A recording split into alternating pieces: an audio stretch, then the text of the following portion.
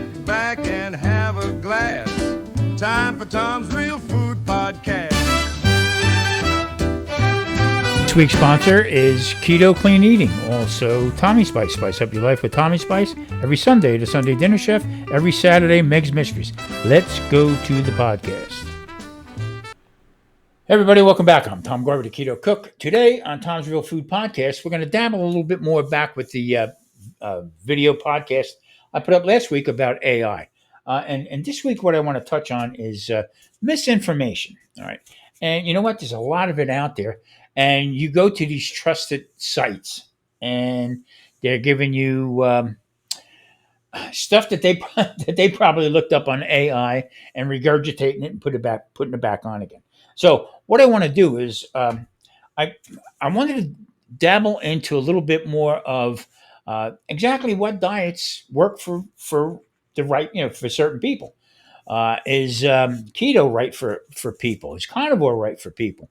Then I got into a little bit more about Weight Watchers, and the reason why I did that was because a lot of the people that I noticed tried keto, tried carnivore, did ketovore, okay, tried paleo, and went to Weight Watchers. Okay, why is that? Well, Weight Watchers seems to let you go back to eating just about everything. Okay, the way I seen it. All right, as far as you have potatoes, but small amounts, and you go back into the count. Some people really thrive on doing that. Okay, in other words, it's almost like driving on a highway. Okay, 65 is the speed limit. Okay, some people do the speed limit, other people do 75 miles an hour. Okay, so they want to get to where they want to get to in a hurry. So they think about doing these different. I know a lot of people that switched from Weight Watchers, went to keto, didn't get the results they wanted because they're not patient, and then went to carnivore, and then wind up going right back into the same cycle again. Is that good? I don't think it is. There again, I'm not a doctor.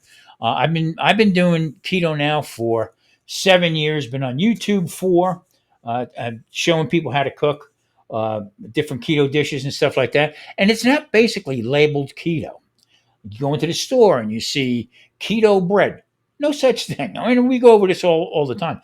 But I just came back from the store and I'm noticing like Weight Watchers stuff again being put into the store. And by the way, the food prices. I just came back from the store. Okay. And I got 12 items: cheese, heavy cream, eggs, shredded cheese, mozzarella, and ricotta cheese. Okay, and 6 gallons of water, $57.19. This plays a big part in people getting away from trying to get their health back. Okay, because it's getting expensive. Egg prices are still very high. I listened to a guy the other night who said egg prices are down 67%. Yeah, from $11.99 for a dozen.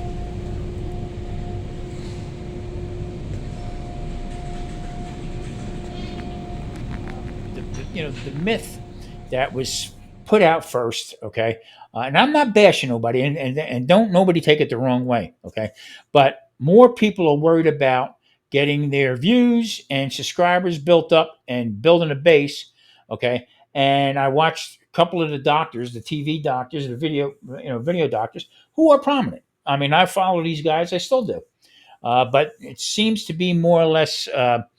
One doctor in particular turned around and said, well, I'm going from keto to carnivore. It's the best thing for you, the whole bit. So, a lot of people went back and said, wait a minute, we're doing keto. What are you doing? No, you can do the keto also. All right. And that's when that word ketovore come up. Okay. So, they're making stuff up as they're going. My message to everyone is find something that works for you. Now, there is a problem that I have. I am a type 2 diabetic, and some of these diets, okay, I can't do because of the high sugars. And a paleo diet, for instance, okay.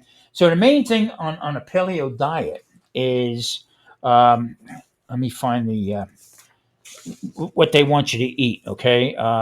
What to eat on a paleo diet, okay. Now you call it the caveman diet, the Stone Age diet, whatever it is, okay. It says fruits, vegetables, nuts and seeds, eggs, lean meats, especially grass-fed animals or wild game. Okay, fish, especially those with rich in omega-3 fatty acids, such as salmon, mackerel, and albacore tuna. All right. Oils from fruits and nuts, such as olive oil and also walnuts. So there you have it, right there. I can't have fruits, no matter. I mean, the high fructose corn syrup that's in fruits. Okay, the fructose, I can't have it. I just can't. It'll spike my sugar up. So to me, this is misleading. All right, and it says what to avoid: grains such as wheat, nuts, and barley; legumes such as beans, lentils, peanuts; dairy products such as milk and cheese; refined and added sugar, added salt; starchy vegetables such as corn, jicama, peas, and white potatoes; highly processed foods such as chips and cookies. Okay, I don't know if they had that back in the Stone Age, so um, that's pretty prominent as far as that I can't have that. I can't even have grains and wheat and stuff like that because it's a high carb and that'll turn to sugar and spike my blood sugar. But if you read into it, some people do have great results doing the paleo diet while being a type 2 diabetic. I find that hard to believe. And my point is misleading. So when you type this stuff in, you go to the doctor and come back and they say, "Hey, listen, you're pre-diabetic. You need to you need to change your lifestyle and you need to do something." They will not. They will not tell you, okay, that you got to stay away from uh, paleo diet, okay, Weight Watchers or anything else like that. They don't give you the right guideline for it, and I'm sorry about that because I did this for many years. Okay, now I had bladder cancer, and because of the treatment, it turned into also to type 2 diabetes. I was like mortified. I don't. What are you going to do? So doing your research and looking into what you want, how you want to handle this stuff, totally up to you because you're not getting any help from these doctors and stuff like that because there again, 90% of them are not trained in nutrition. They'll send you to a nutritionist, which they are sometimes misguided also. I'm not bashing doctors. We do need them. We do need stuff like that. But you got to look into some of these other doctors who are walking away from the ADA and that's the American Diabetes Association, and some of the cardiac um, doctors who are still stuck on high cholesterol and that kind of stuff. So they're moving away from that era, and they're starting to open the eyes of people that you know what we do need cholesterol. Our bodies make cholesterol, and having high cholesterol is not necessarily um, that big. There again, I'm not a doctor, but I've been playing this game now for 10 years. Since 2015, I've been on that squirrel cage over running around, running around, different medications and stuff that they want me to try, and to no results. I mean, it did not help. None of it helped me. All right. Every time I went back, they would increase my medication again and again and again until I took the bull by the horn and I started doing my own research. And I started out with some different vitamins, different supplements, and I started gradually getting into keto. And I tell you what, it was hard as hell because I was still had that mindset of why can't I have pizza? Why can't I have it once a week and this and that? And I cheat. Don't get me wrong. I'm not trying to be a phony about this. I'm trying to let everybody know that this is not an easy task to take when you're getting negative vibes from your doctor. Also, and you don't know who to believe. You go to AI and they're flat out lying to you anyway. So, is keto a plant-based diet? Absolutely not. Okay, I eat vegetables with it, green leafy vegetables and stuff like that. To do a hardcore carnivore, okay, strict carnivore. First of all, I can't afford it, and I had problems with it, like I had said last weekend. So there is a couple people that you can go and listen to. His name is Dr. Ken Berry. There again, he sort of sidestepped a couple things, and in my eyes, it seemed to be like he was looking to keep his base pretty good because he does have 3.5 million followers. Okay, he'll come up against some other people and he'll do the sword fight with him, and 9 times out of 10 he comes out on top. So um, I have some issues of some things he says and the way he operates, but all in all, I mean, he is the mouthpiece of carnivore and keto. I mean, also Dr. Eric Westman. Dr. Eric Westman is uh, he is a doctor from Duke University in North Carolina, uh, and he challenges people. He'll watch a video, or people will send him videos, and he'll evaluate as far as whether they're right, wrong, or doesn't bash anybody. Okay, but he'll say, "Well, I don't know about this right here." He's another guy that I follow right from the beginning, and I'm going to throughout this series here. I'm going to be bringing some more other people together with it. I'm going to start bringing some guests up on to the podcast here who are working with keto or carnivore.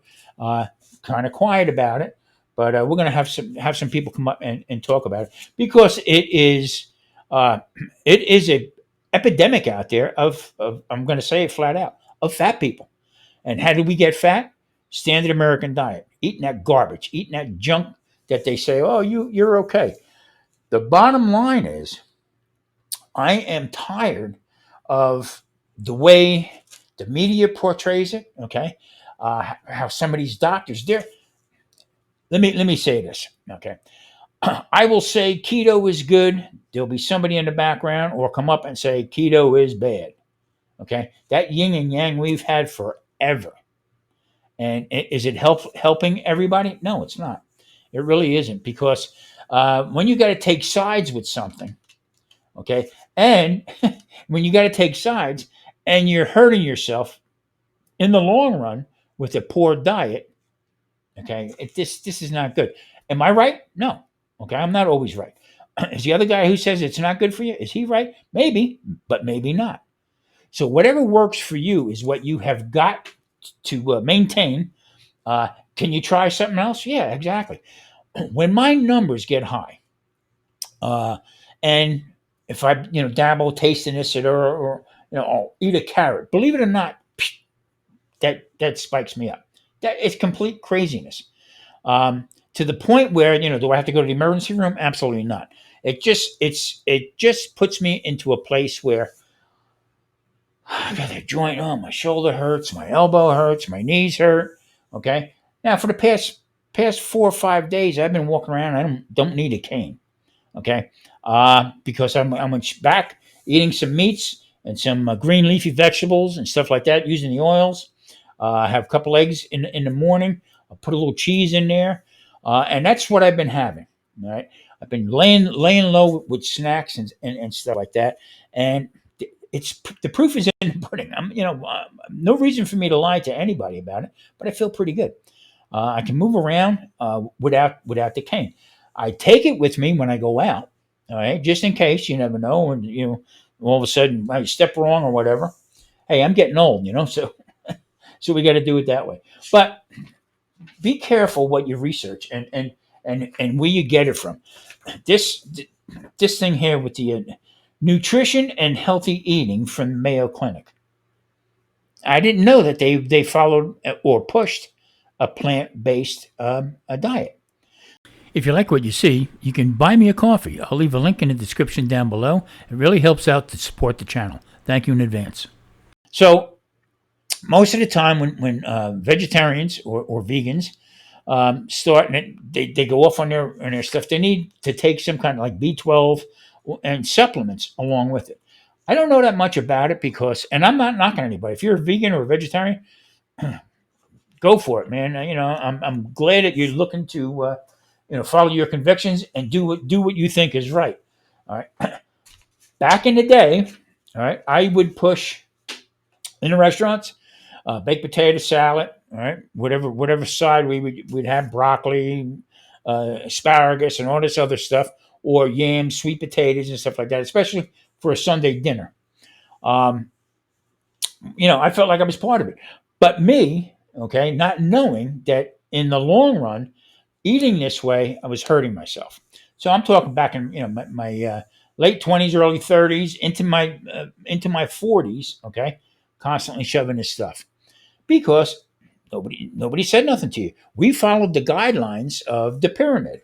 Okay, I'm a bread hound. I love making bread. I love eating bread, ciabatta bread, all different types of bread like that. It don't like me, and I suffer from it. Okay, to have a slice of pizza, a normal piece of a slice of pizza, to go to a pizzeria and have one, it wrecks me. It really does. It puts me in a lot of pain, and I don't know. I mean, I can't get up. My back hurts, or like I said before. The whole process is doing what I do and eating the way I do.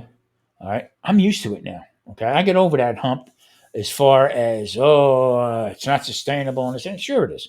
Me and Marie, we eat keto every once in a while. There's nothing wrong with me, like I keep telling everybody.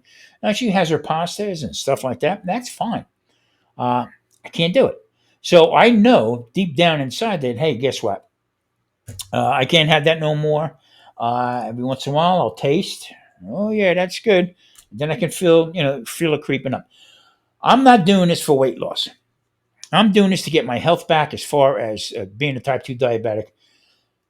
Excuse me, getting old, and the different aches and pains and stuff that us older folk have.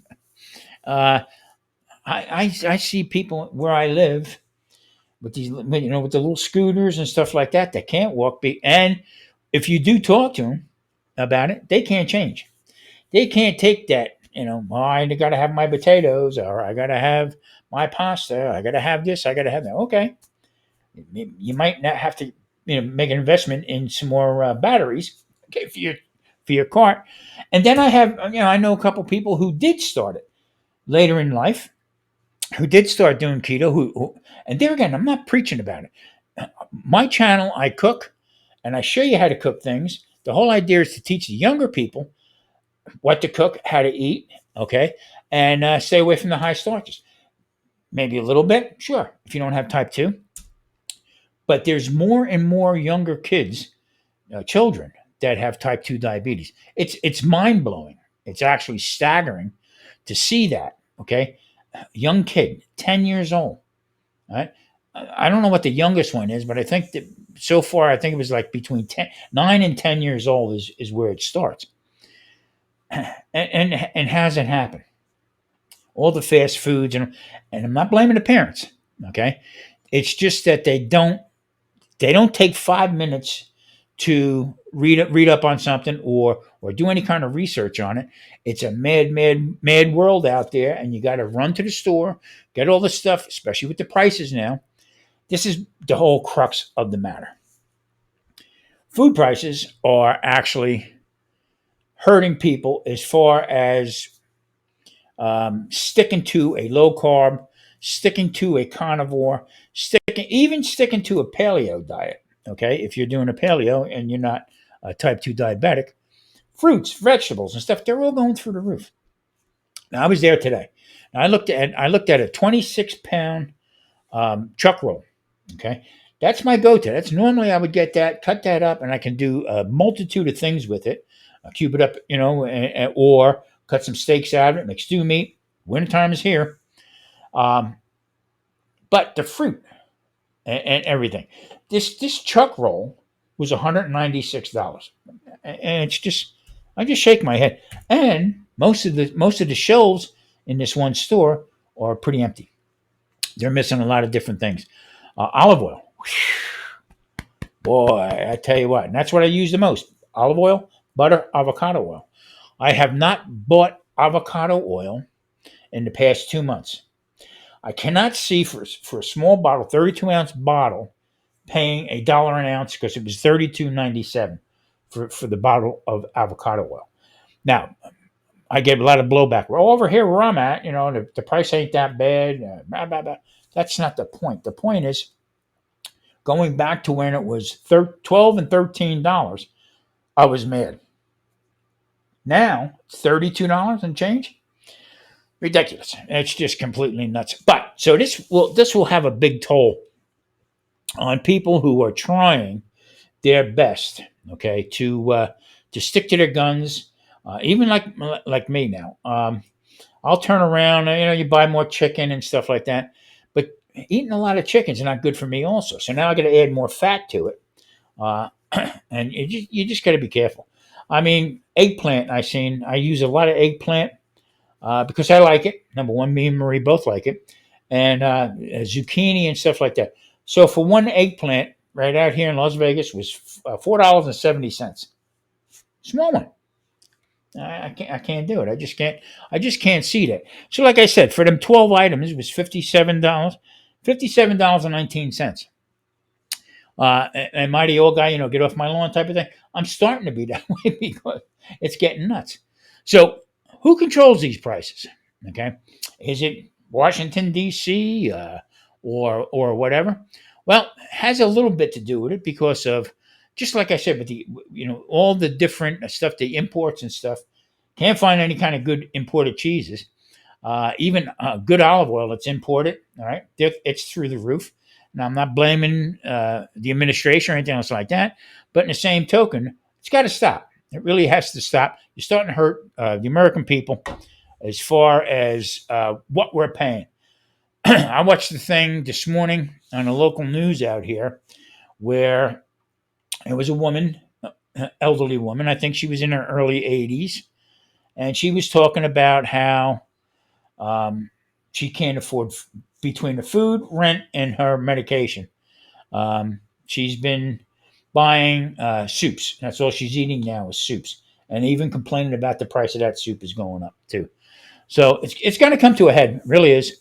The housing market out here is upside down. Even on the strip here in Las Vegas, there's hardly anybody there. So I don't know what the outcome is going to be.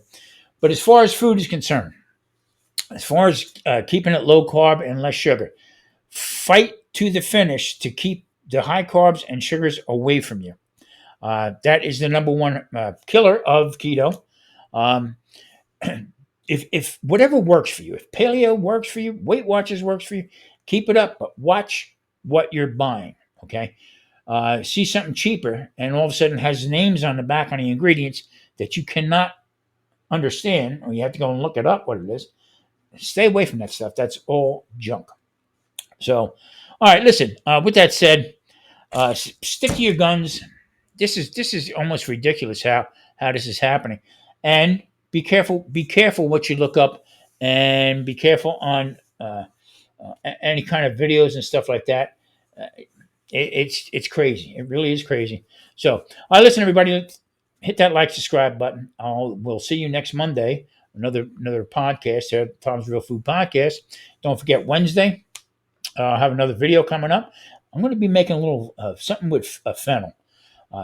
Just playing around with some different foods and stuff like that. Really going to be good. All right, everybody. Thanks for watching. See you next week. Hit that like, subscribe button. Take care of yourself.